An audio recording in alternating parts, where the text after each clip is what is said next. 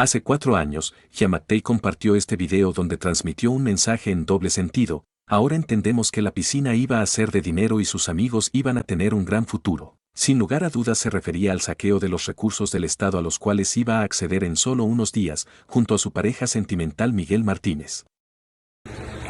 Estimados amigos de nuestro equipo de gobierno, hoy probablemente estoy en uno de los últimos fines de semana, un último 31 de diciembre, en el que estoy metido en una piscina, disfrutando con unos buenos amigos de esa amistad que nos une a los guatemaltecos. Hoy quiero aprovechar para desearles muy feliz año, pero sobre todo invitarlos a que renovemos las fuerzas en estos 14 días que nos quedan para asumir el poder, para que vayamos con la frente en alto, con los valores, los principios y los ideales que nos impulsaron desde un primer momento a hacer las cosas por el bien de Guatemala. Aprovechen, descansen, celébrenla, pásenla bien este 31 de diciembre, porque el 14 de enero es nuestro día, el día de la construcción de una Guatemala diferente. Que Dios les bendiga. Saludos a todos y gracias por acompañarnos hasta el número 1 de los peores guatemaltecos en el 2023. Sabemos que en la política de Guatemala es muy alto el número de los corruptos y reciclables personajes. Pero con el fin de ilustrar a nuestra comunidad podemos hacer este aporte para invocar el viejo refrán de dime con quién andas y te diré quién eres. Hoy en Guatemala las instituciones del Estado están repletas de corruptos e ineptos funcionarios como el Procurador de los Derechos Humanos, un tipo que de tan baja calidad moral y académica, que ha logrado ocupar la dirección de una de las instituciones más importantes en la lucha del pueblo por reivindicar sus derechos. También podemos mencionar la Contraloría General de Cuentas, que está dirigida por lacayos de Giammattei, con el fin de evitar la fiscalización y hacer a todas sus anchas la máxima corrupción jamás vista en la nueva era democrática. Sin embargo, el número 1 de nuestra lista, como bien ya lo pudieron observar, son la pareja sentimental y criminal de los Giammattei Martínez, y para esto vamos a reproducir el reportaje bien logrado de Alex Papadovassilakis en la página de Inside Crime, a quien le damos todos los créditos del siguiente contenido y dejamos en la caja de descripción el link directo para que ustedes puedan profundizar al respecto. Así que empezamos la lectura del reportaje. El bloque político que rodea la administración del presidente Alejandro Giammattei es actualmente la estructura de poder dominante en Guatemala. En pocos años, ha logrado algo casi inédito en la era de posguerra del país, consolidar el poder en las ramas ejecutiva, legislativa y judicial. Esta centralización del poder no es un reflejo de la popularidad de Giammattei. En una encuesta realizada por CAD Gallup en 2022, el presidente guatemalteco tuvo un índice de aprobación de 19%, el más bajo del continente americano en su conjunto, y su partido, Vamos, tiene un bloque de votación minoritario en el Congreso. Más bien, esto es una señal de la capacidad del bloque para aprovechar los poderes ejecutivos para intercambiar favores políticos con las élites tradicionales y emergentes y, por esa vía, posicionarse como nodo central de una alianza horizontal que busca perpetuar el poder en las ramas de poder claves del Estado. La alianza, que echó raíces durante el gobierno de Morales cuando las élites tenían el interés común de expulsar la Comisión Internacional contra la Impunidad en Guatemala, CICIG, se ha transformado en una campaña sistemática para convertir al sector judicial en un escudo de actores nefarios y un arma para cobrar venganza contra quienes alguna vez han combatido contra la impunidad. El resultado ha sido un periodo de corrupción y peculado, que ha ido escalando gradualmente hasta salirse de control con el hundimiento en la ingobernabilidad de sectores claves del Estado.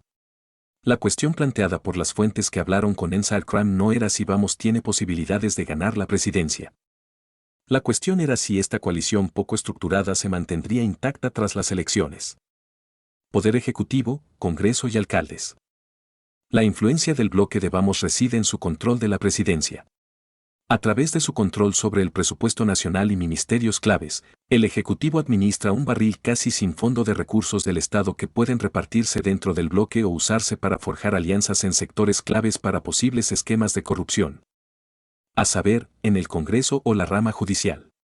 El principal negociador del bloque es el ex jefe de gabinete de Giammattei, Miguel Martínez, según fuentes del Congreso y analistas políticos entrevistados por Inside Crime. Martínez amasó poder y contactos después de que Giammattei lo designara como director de una opaca comisión presidencial, conocida como Centro de Gobierno, a principios de 2020. Esta función le permitió a Martínez vigilar a todo el gabinete e influir en la distribución de fondos estatales a través de ministerios claves. ¿Cómo se reparte el pastel el Ejecutivo? Aunque Martínez ya no es funcionario del gobierno, el centro de gobierno se disolvió a finales de 2020, sigue siendo un nodo importante para quien busque conseguir contratos públicos o puestos de trabajo en el gobierno a disposición del Ejecutivo, según múltiples fuentes consultadas por Inside Crime. Gran parte de esta actividad relacionada con el bloque Vamos se ha centrado en el Ministerio de Comunicaciones, Infraestructura y Vivienda, SIV. El Ministerio de SIV y sus numerosos directorios presiden los contratos de infraestructura y telecomunicaciones más grandes y lucrativos del país, que se han adjudicado a empresas cercanas a Giammattei, según una investigación del periódico publicada en 2022. Otros ministerios importantes son el Instituto Guatemalteco de Seguridad Social y el Ministerio de Salud Pública y Asistencia Social, MSPAS. Cada año, estas instituciones administran miles de millones de dólares en contratos, atención en salud y compra de fármacos. Especialmente en el caso del Seguro Social, se han utilizado durante años para pagar favores políticos o sobornos. Los fondos asignados al Ministerio de Desarrollo Social, MIDES, al Ministerio de Agricultura, Ganadería y Alimentación, MAGA, al Ministerio de Energía y Minas, MEM, y al Ministerio de Educación, MINEDUC, también pueden ser utilizados por el Ejecutivo. La dinámica es en gran medida la misma. El Ejecutivo puede distribuir programas de ayuda a la pobreza y alimentación, permisos de minería y contratos de construcción de escuelas, a cambio de favores políticos y, en algunos casos, de conseguir apoyo político en las zonas pobres. Para otros, como el Ministerio de Ambiente y Recursos Naturales, MARN, el sistema es más solapado. Dado que este ministerio administra y valida las condiciones medioambientales y la aprobación de la comunidad para proyectos mineros e hidroeléctricos, puede convertir esta supervisión en beneficios, así como en influencia política y económica. El toma y dame del Congreso. El control de los fondos estatales por parte del bloque ha hecho que los diputados del Congreso acudan en masa al gobierno, lo que ha permitido a Vamos transformar un bloque del Congreso que solo contaba con 17 diputados, de 160, en una coalición mayoritaria que abarca al menos 13 partidos y alrededor de 2/3 de los escaños de la legislatura. Vamos, 17 escaños, UNE, 34, la Unión del Cambio Nacional, UCN, 12, Valor, 9.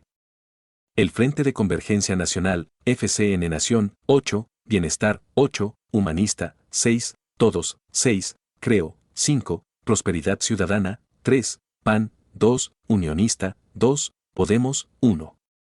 Los votos de los partidos aliados han permitido al gobierno aprobar una serie de proyectos de ley en el Congreso que facilitan la corrupción, desde aumentos en el presupuesto nacional hasta decretos de urgencia que debilitan la fiscalización de las licitaciones públicas. En este sentido, el poder reside en el presidente del Congreso, que establece la agenda legislativa y sirve de enlace entre los representantes y los recursos del Ejecutivo. A lo largo de su gestión, el gobierno de Giammattei ha colocado en ese rol a dos operadores de primera línea de Vamos, primero, Alan Rodríguez, y más recientemente, Shirley Rivera. Rodríguez, jefe del Congreso entre 2020 y 2022, ofreció sobornos a los representantes para asegurar votos para un proyecto de ley de estado de emergencia, según el Departamento del Tesoro de Estados Unidos, que sancionó a Rodríguez por ese proyecto de ley y, además, por la concesión de subvenciones de construcción a cambio de sobornos financieros. Rivera relevó a Rodríguez en la presidencia del Congreso en 2022, tras ganarse supuestamente la confianza de Giammattei y los diputados afines. Ahora ayuda a gestionar empleos públicos, dinero y contratos estatales entre el bloque de Vamos y los partidos aliados en el Congreso, de acuerdo con un antiguo presidente del Congreso. La influencia que ejercen ahora actores como Rivera y Rodríguez es un testimonio del creciente peso de las coaliciones en el Congreso, una clase política emergente que ha consolidado su poder aprovechando su influencia en la distribución de los fondos públicos. La evolución del Congreso como centro neurálgico de las tramas corruptas para hacer dinero ha contribuido a abrir el campo de juego a élites no tradicionales, ya que muchos de sus miembros se han abierto camino a través de la pesada burocracia media antes de aprender a aprovechar sus cargos para ayudar a hacer crecer empresas que puedan financiar sus ambiciones políticas. Otros no tienen ninguna experiencia en el sector público, sino que han utilizado capital procedente de la actividad comercial y la propiedad de tierras o, en algunos casos, ganancias ilícitas procedentes del AMPA, para financiar su entrada en la arena política. Estos nuevos actores parecen ser cada vez más independientes de otros actores poderosos, como los intereses del narcotráfico documentados más adelante. Negar la justicia, destruir a los enemigos. El núcleo de los esfuerzos del bloque ha sido una campaña orquestada para socavar el sector judicial desde dentro. Al ejercer una influencia constante sobre las principales instituciones judiciales, Giammattei y sus aliados al parecer han creado un escudo contra las investigaciones judiciales. La influencia del bloque sobre el sector judicial también le ha permitido expulsar a fiscales y jueces independientes que en algún momento lideraron la lucha contra la corrupción de alto nivel. Como parte de un esfuerzo calculado para eliminar contrapesos y revertir los esfuerzos en favor del Estado de Derecho realizados durante la época de la CICIG. El poder de Giammattei dista mucho de ser absoluto. Más bien, el presidente aprovechó el momento político para fomentar, reforzar y sincronizar alianzas de mutuo beneficio entre diversas redes y los principales operadores del sector judicial. Una alianza non sancta, el presidente y el Ministerio Público. El camino para influir en el sector judicial empieza por arriba, con la fiscal general Consuelo Porras. El Ministerio Público tiene una influencia extraordinaria, ya que sus fiscales pueden obstruir investigaciones penales para proteger a sus aliados o, por el contrario, abofetear a sus rivales con cargos penales. La fiscal general Porras es también la máxima autoridad cuando se trata de contratar y despedir fiscales y otros funcionarios, lo que le permite llenar la Fiscalía General de fiscales y burócratas leales y, al hacerlo, posiblemente manipular casos de corrupción de alto perfil. El bloque de Vamos ha dependido en gran medida de Porras, cuya Fiscalía General ha fallado a favor de Giammattei y sus aliados en múltiples ocasiones. Esta protección ha ido de la mano de una campaña más amplia para desmantelar las principales unidades anticorrupción de la Fiscalía General. El objetivo principal de esta campaña fue inicialmente la Fiscalía Especial contra la Impunidad, FESI. La FESI trabajaba hombro a hombro con la CICIG y asumió el trabajo de la comisión tras su salida en 2019. La unidad concentra el grueso de los grandes casos de corrupción en Guatemala, y tras la salida de la CICIG siguió erizando la piel de las élites acusadas de corrupción. Fueron fiscales de la FESI, por ejemplo, dirigidos por el exjefe de la unidad, Juan Francisco Sandoval, quienes en 2021 comenzaron a investigar a Giammattei por una presunta aceptación de sobornos de empresarios rusos. En julio de 2021, Porras despidió a Sandoval y lo sustituyó por Rafael Curruchiche. El nombramiento de Curruchiche puso patas arriba el papel de la FESI. En lugar de perseguir los actos de corrupción, la unidad parece ahora mantener los casos de corrupción fuera de los expedientes. Al mismo tiempo, Curruchiche ha vuelto la mirada de la FESI hacia los fiscales y jueces que una vez trabajaron en casos de corrupción de alto perfil. Decenas de operadores contra la impunidad se han visto obligados a exiliarse o han sido encarcelados tras enfrentarse a cargos penales promulgados por la Fiscalía General. Porras también ha transferido a fiscales de la FESI a otras unidades, mientras que otros han dimitido o han huido del país tras recibir amenazas de muerte. Las acusaciones penales presentadas por la Fiscalía General también han conseguido destituir a algunos de los principales jueces del país, incluida la juez que presidía el caso de soborno en el que estaba implicado Giammattei. A menudo, los fiscales se han basado en tecnicismos administrativos para incoar causas penales en las que se acusa a los operadores de la lucha contra la impunidad de obstrucción a la justicia y abuso de autoridad. Los casos son casi siempre confidenciales, lo que hace imposible examinar las acusaciones. Según una investigación del periódico, los despidos y traslados de Porras también han debilitado otras ramas de la Procuraduría General de la República fundamentales para hacer frente a la impunidad, incluidas las unidades que se ocupan de la corrupción en general, los delitos electorales y administrativos, y los derechos humanos. Esta última área responsable de procesar a veteranos militares acusados de crímenes de lesa humanidad que se remontan a la guerra civil. Varios fiscales han sido despedidos sin el debido proceso. Los que intentan impugnar un despido por la vía judicial se enfrentan a una espera de hasta 5 años, dijo a Inside Crime el investigador de Impunity Watch Alejandro Rodríguez. Los fiscales se enfrentan ahora a represalias que ponen fin a su carrera por romper filas con Porras, lo que reduce considerablemente los incentivos para actuar con independencia de los intereses corruptos. Por otro lado, las posibles recompensas por unirse a la clase dirigente corrupta parecen ser significativas. En 2021, por ejemplo, Porras bloqueó una orden de detención contra Cintia Monterroso después de que el ex jefe de la FESI, Sandoval, la acusara de solicitar información sobre personas no implicadas en las investigaciones. Más tarde, cuando Curruchiche sustituyó a Sandoval, Monterroso fue nombrada jefa de una unidad de la FESI que se ocupaba de muchos de los casos más delicados de la oficina, incluida la investigación sobre los sobornos presuntamente pagados a Giammattei por empresarios rusos. Desde entonces, casi todas las principales investigaciones de corrupción de la FECI se han estancado bajo la dirección de Monterroso, que ha iniciado investigaciones contra destacados periodistas que informaban sobre corrupción. El gobierno de Estados Unidos ha tomado nota de estos acontecimientos en la Fiscalía General. En 2022, el Departamento de Estado sancionó a Porras por obstruir y socavar investigaciones anticorrupción para proteger a aliados políticos. Un año antes, el Departamento de Estado sancionó a Ángel Pineda, un alto colaborador de Porras, por obstruir investigaciones sobre actos de corrupción al interferir en indagatorias anticorrupción e informar a objetivos de investigación sobre casos que se estaban preparando en su contra. El apilamiento de los altos tribunales. Desde su llegada al poder, el gobierno de Giammattei también ha vuelto a situar a la Corte de Constitucionalidad, CC, la máxima autoridad jurídica del país, en la órbita de sus intereses políticos. La CC tiene la última palabra en disputas legales de alto nivel. Durante el gobierno de Jimmy Morales sirvió de contrapeso vital. Para la muestra un ejemplo, denunciado por el periódico en diciembre de 2018, el expresidente intentó desmantelarlas y sigue expulsando a sus altos funcionarios, pero la Corte bloqueó estos esfuerzos.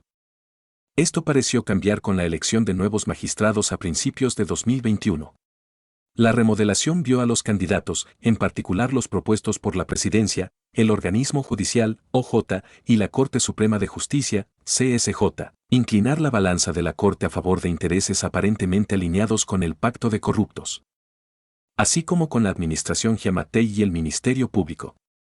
Según Alejandro Rodríguez, de Impunity Watch, la Corte es ahora aliada de Porras y ejerce su autoridad para avalar las acciones de la Procuraduría General de la República, así como para dictar sentencias favorables que han bloqueado investigaciones sobre élites y operadores judiciales acusados de corrupción. De hecho, el reajuste de la Corte de Constitucionalidad ha sido beneficioso para el bloque de Giammattei. La CC ha limitado, por ejemplo, la capacidad de los comités del Congreso para convocar a miembros del Ejecutivo con fines de rendición de cuentas. La consolidación del poder en el sector judicial también se ha beneficiado de un exitoso esfuerzo por paralizar la elección de nuevos magistrados para el Tribunal Supremo y los tribunales de apelación. Las elecciones para elegir a los nuevos magistrados de los altos tribunales estaban previstas para 2019, pero la CC suspendió el proceso después de que la Fiscalía General revelara una supuesta trama para copar los altos tribunales con aliados. La trama era liderada por una extensa red de operadores que, según una investigación posterior de la FECI, incluía a representantes del Congreso y magistrados de la CSJ.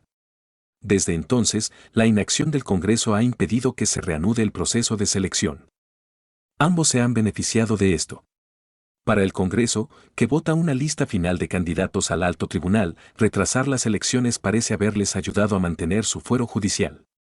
La alineación de magistrados de la CSJ rechazó repetidamente los recursos que pretendían despojar a los representantes del fuero que les otorga la Constitución durante sus mandatos, incluso en 2020, cuando la CSJ protegió a 92 representantes a quienes la Fiscalía General acusó de paralizar esas mismas elecciones a las altas cortes. Los diputados, a su vez, han devuelto el favor no votando por nuevos magistrados, a pesar de que los actuales jueces de la CSJ y de la Corte de Apelaciones han sobrepasado en 4 años el límite constitucional de sus mandatos. La expresidenta de la Corte Suprema de Justicia de Guatemala es Silvia Patricia Valdés. Numerosos observadores de los tribunales dijeron a Inside Crime que Valdés es cercana al presidente Giammattei. Valdés fue la figura más influyente dentro de las altas cortes. La expresidenta de la CSJ con acceso a una serie de funciones financieras y administrativas que puede aprovechar para asegurarse favores políticos.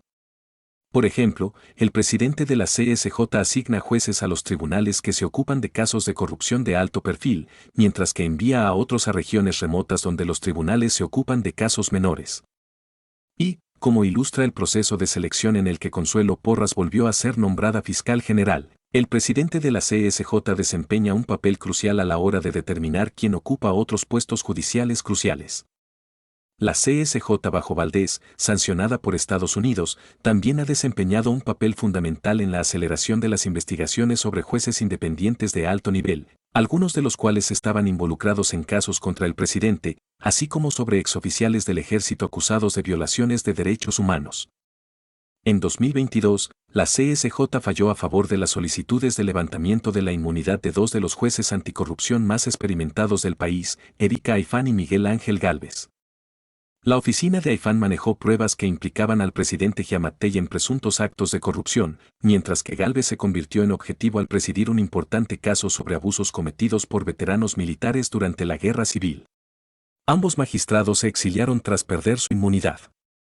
La recién salida Corte Suprema de Justicia, implicada en estos pactos de corrupción, estuvo integrada por los siguientes abogados, a quienes citamos con nombres y apellidos para que la historia no los olvide y Guatemala algún día pueda pedir justicia contra ellos. Silvia Patricia Valdés Quesada, presidenta.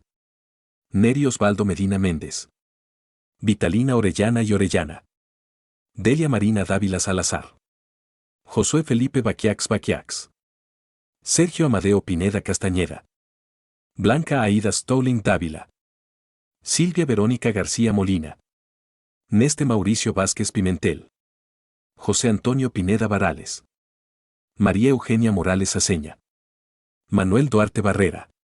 Gracias por la colaboración de Jody García y Edgar Gutiérrez, quienes hicieron posible el reportaje.